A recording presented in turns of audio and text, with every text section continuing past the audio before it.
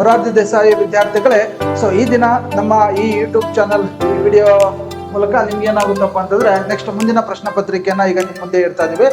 ನೋಡ್ಕೊಳ್ಳಿ, ನಿಮ್ಗೆ ಗೊತ್ತಿದೆ ಆಲ್ರೆಡಿ ಮೊರಾರ್ಜಿ ದೇಸಾಯಿ ಕಾಲ್ಫರ್ ಆಗಿದೆ.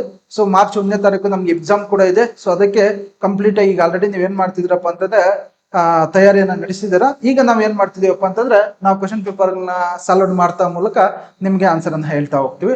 ಫಸ್ಟ್ ನಮ್ಗೆ ಏನಾಗುತ್ತಪ್ಪ ಅಂದ್ರೆ ಕನ್ನಡ ಇರುತ್ತೆ, ಹೌದಲ್ವಾ? ಫಸ್ಟ್ ಕನ್ನಡ ಇರುತ್ತೆ. ಸೊ ಕನ್ನಡದಲ್ಲಿ ನಾವೇನ್ ಮಾಡ್ತೀವಪ್ಪ ಅಂತಂದ್ರೆ ಈಗ ಒಂದೊಂದೇ ಕ್ವಶನ್ ಹೇಳ್ತಾ ಬರ್ತೀವಿ. ನೋಡ್ಕೊಳ್ಳಿ, ಕನ್ನಡ ಫಸ್ಟ್ ಕ್ವಶನ್ ಏನ್ ಕೇಳಿದ್ರಪ್ಪ ಅಂತಂದ್ರೆ, ಶಿವಶರಣೆ ಅಕ್ಕ ಮಹಾದೇವಿಯವರ ಇಲ್ಲಿಯವರೆಗೂ ದೊರೆತ ವಚನಗಳು ಎಷ್ಟು ಅಂತ ಕೇಳಿದ್ರೆ, ನೋಡಿ ಅಕ್ಕ ಮಹಾದೇವರು ಏನ್ ಮಾಡ್ತಾರಪ್ಪ ಅಂತಂದ್ರೆ ಇವರೊಬ್ಬರು ವಚನಗಾರ್ತಿ ಆಗಿರ್ತಾರೆ. ಸೊ ಸಮಾಜವನ್ನ ಒಂದು ಉನ್ನತ ಮಟ್ಟಕ್ಕೆ ಸೊ ತರೋದಕ್ಕೆ ವಚನಗಳ ಮೂಲಕ ಅವ್ರು ಏನ್ ಮಾಡ್ತಾರಪ್ಪ ಅಂತ ತಯಾರಿ ಮಾಡ್ತಾರೆ. ನೆನಪಲ್ಲಿ ಇಟ್ಕೊಳ್ಳಿ, ನೀವ್ ಹೇಳ್ತಿರೋದು ಕರೆಕ್ಟು, ಸೊ ನೀವು ಗೆಸ್ ಮಾಡ್ತಿರೋದು ಕರೆಕ್ಟು. ಸೊ ಇದ್ರಲ್ಲಿ ಸರಿಯಾದಂತ ಉತ್ತರ ಯಾವ್ದಪ್ಪ ಅಂತಂದ್ರೆ so option A is the right answer. ಓಕೆನಾ? 434. ಸೊ ಇದು ಸರಿಯಾದಂತ ಉತ್ತರ. ಓಕೆನಾ? ಎರಡನೇ ಕ್ವಶನ್ ನೋಡ್ಕೊಳ್ಳಿ, ಏನ್ ಕೊಟ್ಟಿದ್ರಪ್ಪ ಅಂತಂದ್ರೆ, ರಮೇಶ ಶಾಲೆಯಲ್ಲಿ ಕ್ರಿಕೆಟ್ ಆಡಿದನು. ಆಡು ಎಂಬುದು ಇದನ್ನು ಸೂಚಿಸುತ್ತದೆ ಅಂತ ಹೇಳ್ಬಿಟ್ಟು ಆಡು ಅನ್ನೋದಕ್ಕೆ ಒಂದು ಅಂಡರ್ಲೈನ್ ಹೇಳ್ತಾರೆ. ಸೊ ಅದನ್ನ ಏನನ್ನ ಸೂಚಿಸುತ್ತದೆ ಅಂತ ಕೇಳಿದರೆ, ಸೊ ಹಾಡು ಅನ್ನೋದು ಏನನ್ನ ಸೂಚಿಸುತ್ತಪ್ಪ ಅಂತಂದ್ರೆ ನೋಡ್ಕೊಳ್ಳಿ, ಸೊ ಹಾಡು ತಾನೇ ಅನ್ನೋದು ಏನಾಗುತ್ತಪ್ಪ ಅಂದ್ರೆ ಆಡಿದನು ಅನ್ನೋದು ಒಂದು ಕ್ರಿಯಾಪದ ಆಗಿರುತ್ತೆ. ಕ್ರಿಯಾಪದ ಆಗ್ಬೇಕಾದ್ರೆ ಅದಕ್ಕೆ ಏನಿರ್ಬೇಕಪ್ಪ ಅಂದ್ರೆ ಧಾತು ಇರಬೇಕು. ಸೊ ಹಾಗಾದ್ರೆ ಅಲ್ಲಿರುವಂತ ಧಾತು ಯಾವುದು ಅಂತ ಕೇಳಿದರೆ, ಸೊ ಇದಕ್ಕೆ ಒಂದು ಕ್ರಿಯಾಪದ ಆಗ್ಬೇಕಾದ್ರೆ ನಮ್ಗೆ ಮುಖ್ಯವಾಗಿ ಏನ್ ಬೇಕಪ್ಪ ಅಂತಂದ್ರೆ ಧಾತು ಬೇಕು. ಸೊ ಹಂಗಾಗಿ ಏನಾಗುತ್ತಪ್ಪ ಅಂತಂದ್ರೆ ಸೊ ಕ್ರಿಯಾಪದದ ಮೂಲ ರೂಪವೇ ಧಾತು ಆಗಿರುತ್ತೆ. ಸೊ ಹಂಗಾಗಿ ಸೊ ಧಾತು ಇಸ್ ದ ರೈಟ್ ಆನ್ಸರ್. ಓಕೆನಾ? ಗೊತ್ತಾಯ್ತಾ? ಸೊ ಇದು ಹಾಡು ಅನ್ನೋದು ಧಾತು. ಓಕೆನಾ? ಸೊ ಧಾತುಗಳಲ್ಲಿ ವಿಧಗಳು ಬರುತ್ತೆ. ಆಮೇಲೆ ನಾನು ನಿಮ್ಗೆ ನೆಕ್ಸ್ಟ್ ಕ್ಲಾಸ್ ಅಲ್ಲಿ ಹೇಳ್ತಾ ಹೋಗ್ತೀನಿ. ಕ್ಲಾಸ್ ಕೇಳಿಸ್ಕೊಳ್ಳಿ. ನೆಕ್ಸ್ಟ್, ಮಾತಾಜಿಯವರಿಗೆ ನನ್ನ ಪ್ರಣಾಮಗಳು, ಇಲ್ಲಿರುವ ಲೇಖನ ಚಿಹ್ನೆ ಯಾವುದು ಅಂತ ಕೇಳಿದ್ರೆ, ಮಾತಾಜಿಯವರಿಗೆ ನನ್ನ ಪ್ರಣಾಮಗಳು, ಇಲ್ಲಿರುವಂತ ಲೇಖನ ಚಿಹ್ನೆ ಯಾವುದು ಅಂತ ಕೇಳಿದ್ರೆ, ಸೊ ಇಲ್ಲಿ ಲೇಖನ ಚಿಹ್ನೆ ಹಾಕಿದ್ರೆ ನೋಡಿ, ಸೊ ಇಲ್ಲೊಂದು ಹಾಕಿದರೆ, ಸೊ ಇಲ್ಲೊಂದು ಈ ತರ ಹಾಕಿದ್ರೆ ನೋಡ್ಕೊಳ್ಳಿ. ಈ ರೀತಿ ಹಾಕಿದಾಗ ನಾವು ಇದನ್ನೇನ್ ಕರಿತೀವಪ್ಪ ಅಂತಂದ್ರೆ ಇದನ್ನ ನಾವೇನ್ ಕರಿತೀವಿ, ಉದ್ಧರಣ ಚಿಹ್ನೆ ಅಂತ ಕರಿತೀವಿ.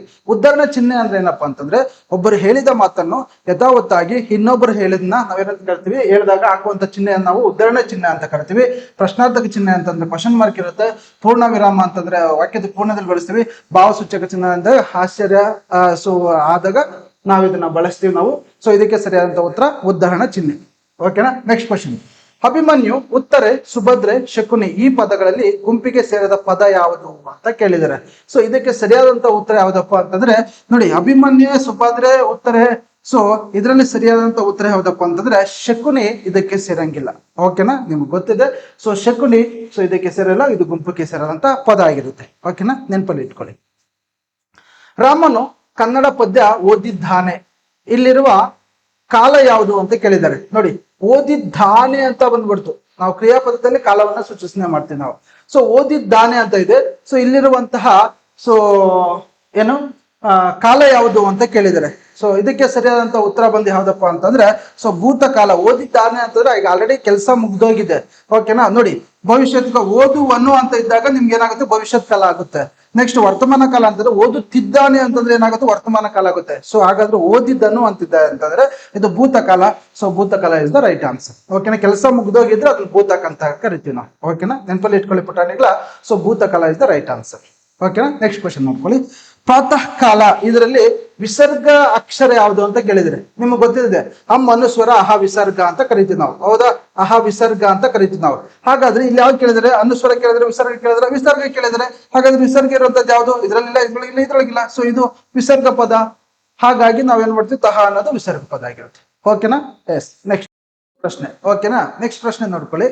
ಸೊ ಏನಿದೆಯಪ್ಪ ಅಂತಂದ್ರೆ ನೋಡಿ, ಊರುಂಟು ಜನರಿಲ್ಲ, ನದಿಯುಂಟು ನೀರಿಲ್ಲ, ರಸ್ತೆಯುಂಟು ವಾಹನವಿಲ್ಲ, ಹಾಗಾದ್ರೆ ನಾನು ಯಾರು ನೋಡ್ಕೊಳ್ಳಿ.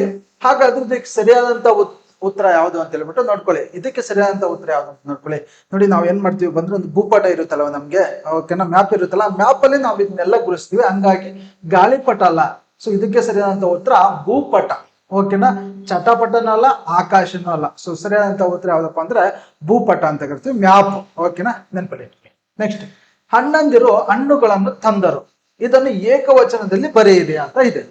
ಅಣ್ಣಂದಿರು ಅಂತಿದೆ, ಏಕವಚನ ಅಣ್ಣ.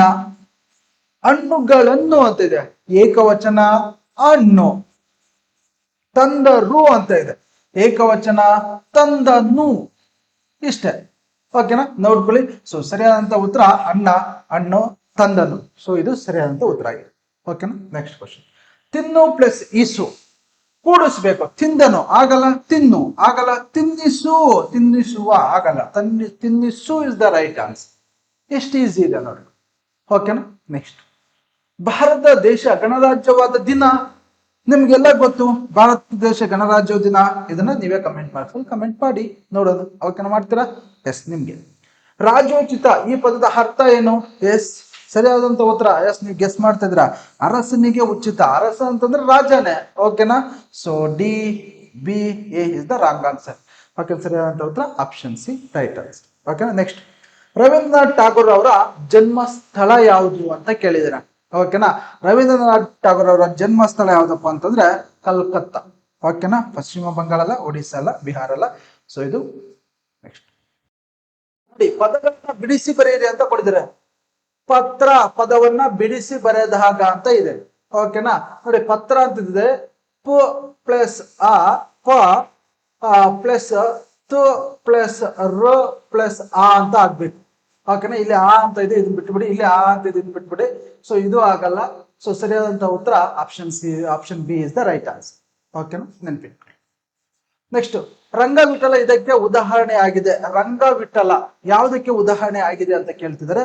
ಸೊ ರಂಗವಿಠಲ ಅನ್ನೋದು ಏನಾಗುತ್ತಪ್ಪ ಅಂತಂದ್ರೆ ಇದೊಂದು ಹೆಸರಾಗಿರೋದ್ರಿಂದ ಇದು ಅಂಕಿತ ನಾಮ ಅಂತ ಕರಿತೀವಿ ನಾವು. ನೆನಪಲ್ಲಿ ಇಟ್ಕೊಳ್ಳಿ.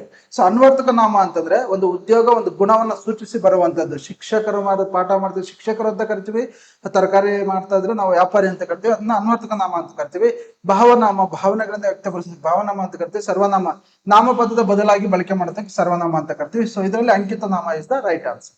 ಓಕೆನಾ, ನೆನಪಿಟ್ಕೊಳ್ಳಿ. ಬೇವೂರರು ಭಾರತದ ಎಷ್ಟನೇ ಮಹಾ ದಂಡನಾಯಕನಾಗಿ ಸೇವೆ ಸಲ್ಲಿಸಿದ್ದಾರೆ? ಸೊ ಇದು ನಿಮ್ಮ ಕ್ವಶನ್ ಪೇಪರ್ ಅಲ್ಲಿ ಇದೆ, ನೋಡ್ಕೊಳ್ಳಿ. ಸೊ ಇದಕ್ಕೆ ಸರಿಯಾದಂತ ಉತ್ತರ ಯಾವ್ದಪ್ಪ ಅಂತಂದ್ರೆ ನೋಡಿ, 9ನೇ ದಂಡನಾಯಕನಾಗಿ ಅವ್ರು ಏನ್ ಮಾಡ್ತಾರಪ್ಪ ಅಂತಂದ್ರೆ ಬೇವೂರರು ಏನ್ ಮಾಡಿರ್ತಾರೆ, ಸೊ ದಂಡನಾಯಕನಾಗಿ ಸೇವೆಯನ್ನ ಸಲ್ಲಿಸುತ್ತಾರೆ. ಇದು ನಿಮ್ಗೆ ಪ್ರಶ್ನೆ ಪತ್ರಿಕೆಯಲ್ಲಿದೆ ಅಥವಾ ಬುಕ್ಕಲ್ಲಿದೆ, ನೋಡ್ಕೊಳ್ಳಿ. ಓಕೆನಾ. 15ನೇದಕ್ಕೆ. ನೆಕ್ಸ್ಟ್ 16ನೇದಕ್ಕೆ, ವಿಭೂ ಪದದ ಸಮಾನಾರ್ಥಕ ಪದ ಯಾವುದು ಅಂತ ಕೇಳಿದ್ವಿ ನಾವು.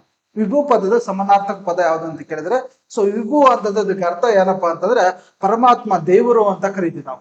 ಓಕೆನಾ. ವಿಭೂ ಪದದ ಪರಮಾತ್ಮ, ವಿಭೂತಿನೂ ಅಲ್ಲ, ಭೂತನೂ ಅಲ್ಲ, ಭ್ರಮೆನೂ ಅಲ್ಲ. ಸೊ ಇದಕ್ಕೆ ಸರಿಯಾದಂತ ಉತ್ತರ ಸೊ ಪರಮಾತ್ಮ ಇಸ್ ದ ರೈಟ್ ಆನ್ಸರ್. ಓಕೆನಾ, ಗೊತ್ತಾಗ್ತಿದೆ. ವಿಭೂ ಅಂತಂದ್ರೆ ಪರಮಾತ್ಮ. ಓಕೆನಾ. ನೆಕ್ಸ್ಟ್, ಗಂಗಾ ದೊಡ್ಡ ಎಂಬುದು ಅಂತ ಕೇಳಿದ್ರೆ. ಓಕೆನಾ. ಗಂಗಾ ದೊಡ್ಡ ಎಂಬುದು ಏನಂತ ಕೇಳಿದ್ರೆ, ಸೊ ಇದಕ್ಕೆ ಸರಿಯಾದಂತ ಉತ್ತರ ಯಾವ್ದಪ್ಪ ಅಂದ್ರೆ ನಿಮ್ಗೆ ಗೊತ್ತಿರಬೇಕು.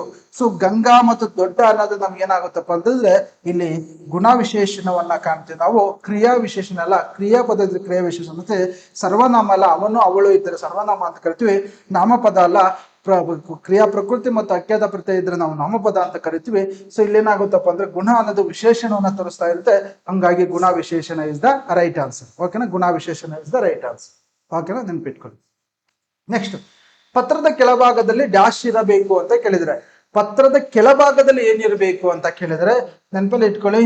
ಪತ್ರದ ಕೆಳಭಾಗದಲ್ಲಿ ಇರಬೇಕಾಗಿದ್ದು ಹೆಸರು ಅಲ್ಲ, ಇದು ಮೇಲ್ಗಡೆ ಇಂದ ಹತ್ರ ಬರೀತೀವಿ ನಾವು. ವಿಳಾಸ ಅಲ್ಲ, ಇಂದ ಕೆಳಗಡೆ ನಾವು ಅದು ಟು ಅಡ್ರೆಸ್ ಆದ್ಮೇಲೆ ಅಡ್ರೆಸ್ ಆದ್ಮೇಲೆ ನಾವು ವಿಳಾಸ ನಾವು ಅಲ್ಲಿ ಕೆಳಗಡೆ ಬರೀತೀವಿ. ವಿವರ ಅಲ್ಲ, ವಿವರದಕ್ಕಿಂತ ಕೆಳಗಡೆ ಇರಬೇಕಾಗಿದ್ದು ಎಸ್ ಧನ್ಯವಾದಗಳು, ನೀವು ನಮ್ಮ ಕೆಲಸವನ್ನ ಮಾಡ್ಕೊಟ್ಟಿದ್ದಕ್ಕೆ ಅಂತ ಹೇಳ್ಬಿಟ್ಟು ನಾವು ಅವ್ರಿಗೆ ಹೇಳ್ತೀವಿ. ಧನ್ಯವಾದ ಇರಬೇಕು. ನೆಕ್ಸ್ಟ್ ನೋಡ್ಕೊಳ್ಳಿ, ಮಲ್ಲಜ್ಜಿಯ ಕೋರ್ಟಿನಲ್ಲಿ ವಕೀಲರು ಸಾಕ್ಷಿಗಳು ಬೇಕಿಲ್ಲ. ಗೆರೆ ಎಳೆದ ಪದದ ವಿಭಕ್ತಿ ಪ್ರತ್ಯಯ ಅಂತ ಕೇಳಿದ್ರೆ, ಸೊ ಇಲ್ಲಿ ಯಾವುದಕ್ಕೆ ಗೆರೆ ಎಳೆದಿದ್ದೀರಪ್ಪ ಅಂತಂದ್ರೆ, ಸೊ ಇದಕ್ಕೆ ಇಲ್ಲಿ ಯಾವುದಕ್ಕೆ ಗೆರೆ, ಇಲ್ಲೇನಾಗುತ್ತಪ್ಪ, ಮಲ್ಲಜ್ಜಿಯ ಕೋರ್ಟಿನಲ್ಲಿ ವಕೀಲರು ಸಾಕ್ಷಿಗಳು ಬೇಕಿಲ್ಲ. ಗೆರೆ ಎಳೆದ ಪದದ ವಿಭಕ್ತಿ ಪ್ರತ್ಯಯ ಇಲ್ಲಿ ಗಳು ಅಂತ ಇದೆ. ಸೊ ಗಳು ಎಂಬ ಪದದಲ್ಲಿ ಇದು ವ್ಯಂಜನ ಪದ ಆಗ್ಬೇಕಾದ್ರೆ ಒಂದು ಸ್ವರ ಇರಬೇಕು. ಇಲ್ಲೇನಾಗುತ್ತೆ, ಹೂ ಎಂಬ ಸ್ವರ ಬರುತ್ತೆ. ಹಾಗಾದ್ರೆ ಇಲ್ಲಿ ದ್ವಿತೀಯ ಬರುತ್ತಾ, ಷಷ್ಠಿ ಬರುತ್ತಾ, ಪ್ರಥಮ ಬರುತ್ತಾ, ಸಪ್ತಮಿ ಬರುತ್ತಾ ಅಂತ ಹೇಳ್ಬಿಟ್ಟು ನೀವೇನ್ ಮಾಡ್ಬೇಕಪ್ಪ ಅಂತಂದ್ರೆ ಕಮೆಂಟ್ ಬಾಕ್ಸ್ ನಲ್ಲಿ ತಿಳಿಸ್ಬೇಕು. ಸೊ ಇದನ್ನ ಕಮೆಂಟ್ ಬಾಕ್ಸ್ ಅಲ್ಲಿ ನೀವೇ ತಿಳಿಸಿ ಅಂತ ಹೇಳ್ತಾ, ಸೊ ಮುಂದಿನ ಪ್ರಶ್ನೆಗೆ ನಾನು ಹೋಗ್ತೀನಿ. ಅದು ಯಾವ ವಿಭಕ್ತಿ ಅಂತ ಹೇಳ್ಬಿಟ್ಟು ನೀವು ತಿಳಿಸ್ಬೇಕು. ಓಕೆ. ನೆಕ್ಸ್ಟ್, ರಾಧಾ ಶಾಲೆಯಿಂದ ಮನೆಗೆ ಬಂದಳು. ಗೆರೆ ಎಳೆದ ಪದದ ಧಾತು ರೂಪ ಯಾವುದು ಅಂತ ಹೇಳ್ಬೇಕು. ಇಲ್ಲಿ ರಾಧಾ ಶಾಲೆಯಿಂದ ಮನೆಗೆ ಬಂದಳು. ಗೆರೆ ಎಳೆದ ಪದದ ಧಾತು ಅಂತ ಕೇಳಿದ್ರೆ, ಧಾತು ಆಗ್ಬೇಕಾದ್ರೆ ಒಂದು ಕ್ರಿಯಾಪದದ ಮೂಲ ರೂಪಕ್ಕೆ ನಾವು ಧಾತು ಅಂತ ಕರಿತೀವಿ. ನಾವು ಒಂದು ಕ್ರಿಯಾಪದ ಆಗ್ಬೇಕಾದ್ರೆ ಸೊ ಅದಕ್ಕೆ ಧಾತು ಇರ್ಲೇಬೇಕು. ಸೊ ಬಂದಳು ಅದಕ್ಕೆ ಧಾತು ಯಾವ್ದಪ್ಪ ಅಂತಂದ್ರೆ ಬರುವಳು ಇದು ರಾಂಗು, ಬರುತ್ತಾಳೆ ಇದು ರಾಂಗು, ಬರೆ ಅನ್ನೋದು ರಾಂಗ್ ಆಗುತ್ತೆ, ಬರು ಅನ್ನೋದು ಸರಿಯಾದಂತ. ಬಂದಳು ಬರು, ನೋಡಿದಳು ನೋಡು, ಆಡಿದಳು ಆಡು, ಓಡಿದಳು ಓಡು, ಆಕಳಿಸು ಆಕಳು. ಸೊ ಈ ರೀತಿಯಾಗಿ ನಾವೇನ್ ಮಾಡ್ತೀವಪ್ಪ ಅಂತಂದ್ರೆ ಸೊ ಧಾತು ಪದವನ್ನ ನಾವೇನ್ ಮಾಡ್ತೀವಪ್ಪ ಅಂತಂದ್ರೆ ಕಂಡುಹಿಡಿತೀವಿ. ಓಕೆನಾ? ಸೊ ಇದಿಷ್ಟು ನಿಮ್ಗೆ ಕನ್ನಡದಲ್ಲಿ ಬರುವಂತ 20 ಕ್ವಶನ್ಸ್. ಸೊ ನೆಕ್ಸ್ಟ್ ಮಾರ್ಚ್ 1ನೇ ತಾರೀಕು ಪರೀಕ್ಷೆ ಇರೋದ್ರಿಂದ ಪ್ರೀತಿಯ ವಿದ್ಯಾರ್ಥಿಗಳೇ, ನಮ್ಮ ಆನ್ಲೈನ್ ಕ್ಲಾಸ್ ಮೂಲಕ ಉಚಿತವಾಗಿ ನಿಮ್ಗೆ ಏನಾಗ್ತಿದೆಪ್ಪ ಅಂದ್ರೆ ನಾವು ಕ್ಲಾಸಸ್ ಅನ್ನ ಕೊಡ್ತಾ ಇದೀವಿ. ಕಂಪ್ಲೀಟ್ ನಮ್ಮ ಕ್ಲಾಸಸ್ ಅನ್ನ ನೋಡಿ, ಮತ್ತೆ ಯಾವ ಕ್ವಶನ್ ಬಿಟ್ಟಿದೆ ಅದನ್ನ ಕಮೆಂಟ್ ಮಾಡಿ ಅಂತ ಹೇಳ್ತಾ, ಸೊ ಇದನ್ನ ನಿಮ್ಮ ಫ್ರೆಂಡ್ಸ್ಗೂ ಶೇರ್ ಮಾಡಿ ಅಂತ ಹೇಳ್ತಾ, ಸೊ ಇಲ್ಲಿ ತನಕ ನಮ್ಮ ವಿಡಿಯೋವನ್ನು ನೋಡಿದ್ದಕ್ಕೆ ನಿಮ್ಗೆ ಧನ್ಯವಾದಗಳು ಅಂತ ಹೇಳ್ತಾ, ಥ್ಯಾಂಕ್ ಯು ಸೊ ಮಚ್.